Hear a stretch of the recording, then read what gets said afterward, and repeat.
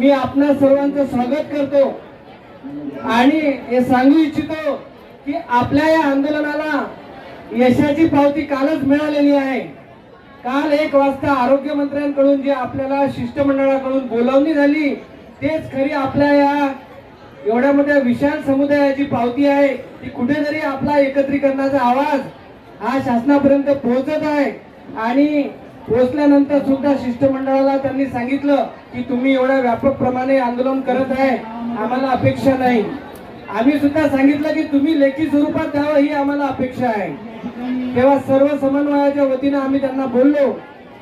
तेव्हा काल 5 ते 5.5 हजार लोक आपले होते आणि आज परतीने सुद्धा जास्त संख्येने लोक उपस्थित आहेत। आणि या व्यासपीठावरून आपल्याला परत राहिलेल्या सर्व कर्मचाऱ्यांना आवाहन करायचं आहे, आज जर आपल्याला शासनाने लेखी स्वरूपामध्ये काही दिलं नाही तर आमचं असं बेमुदत काम बंद आंदोलन 21 जुलै पासून संपूर्ण महाराष्ट्रामध्ये होणार आहे। तेव्हा सर्वांना घरी राहणाऱ्यांना सुद्धा फोन करून प्रत्येकाला मेसेज करून सांगा इथं आलेले सगळे आझाद मैदानावरचे क्रांतिकारक आहेत आणि याची दखल इतिहासामध्ये